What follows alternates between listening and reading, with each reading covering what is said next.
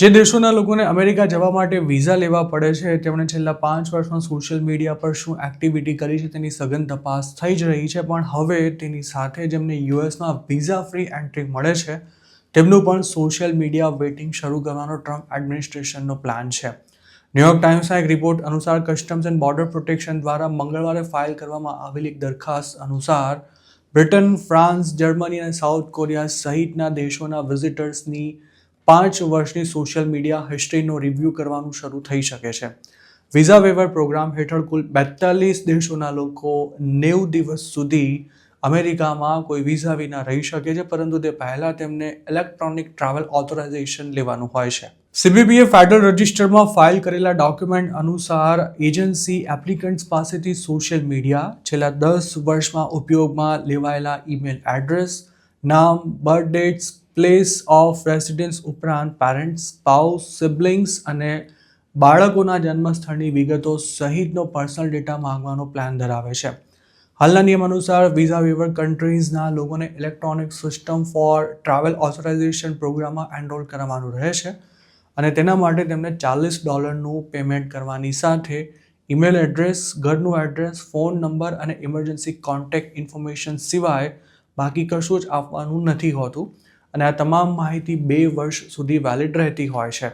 જોકે હવે Trump administration આવા દેશોમાંથી આવતા લોકોની પણ સોશિયલ મીડિયા પ્રોફાઇલ સહિતની આખી કુંડળી મેળવવા માંગે છે અને તેના માટેની તૈયારી શરૂ પણ થઈ ચૂકી છે. સીબીપીએ જે નવી દરખાસ્ત રજૂ કરી છે તેના પર 60 દિવસ સુધી પબ્લિક કમેન્ટ સ્વીકારવામાં આવશે. જો આ પ્લાનને મંજૂરી મળી ગઈ તો તેને જલ્દીથી અમલમાં પણ મૂકવામાં આવી શકે છે. જોકે ટ્રાવેલ ઇન્ડસ્ટ્રી સાથે સંકળાયેલા લોકોનો એવો આરોપ છે કે આ પ્લાન રજૂ કરતા પહેલા સ્ટેક હોલ્ડર્સ સાથે કોઈ વાતચીત થઈ જ નથી. એક્સપર્ટ્સનું એવું પણ માનવું છે કે અમેરિકાની સરકાર જે રીતે ડેટા કલેક્શન પાછળ પડી છે તેનાથી ટ્રાવેલર્સ માટે યુએસને વિઝિટ કરવા માટેનું ઓથોરાઇઝેશન મેળવવામાં ઘણો સમય લાગી શકે છે. આ ઉપરાંત જેમની સોશિયલ મીડિયા પ્રોફાઇલમાં કોઈ વાંધાજનક કન્ટેન્ટ મળશે તેને ઓથોરાઇઝેશન અપાશે જ નહીં તેવી પણ શક્યતા છે.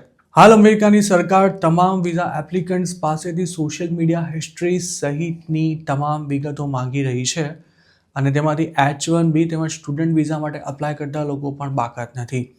આ સિવાય હવે તો અમેરિકા, ઇન્ડિયા સહિતના દેશોમાંથી આવતા લોકો પાસેથી $250 વિઝા ઇન્ટિગ્રિટી ફી પણ વસૂલ કરવાનું છે, પણ વિઝા વેવર કન્ટ્રીઝના લોકોને તેમાંથી હાલ પૂરતી મુક્તિ આપવામાં આવી છે. અમેરિકા ફરવા આવતા ટુરિસ્ટની સંખ્યા આમે ઘટી રહી છે, તેવામાં વિઝા ઇન્ટિગ્રિટી ફી ઉપરાંત વધુ 42 દેશોના લોકો પાસેથી પણ વધારાની માહિતી માંગવામાં આવતા હોસ્પિટાલિટી અને ટુરિઝમ સેક્ટર પર તેની સીધી અસર થશે તેવું પણ અનુમાન છે. અમેરિકાની ટ્રાવેલ ઇન્ડસ્ટ્રી વિઝા ઇન્ટિગ્રિટી ફીનો વિરોધ પણ કરી રહી છે, પણ ટ્રમ્પ સરકાર તેમાં જરાય નમતું જોખવા માટે તૈયાર નથી. અધૂરામાં પૂરું અમેરિકામાં આવતા વર્ષે ફૂટબોલ વર્લ્ડ કપ થઈ રહ્યો છે.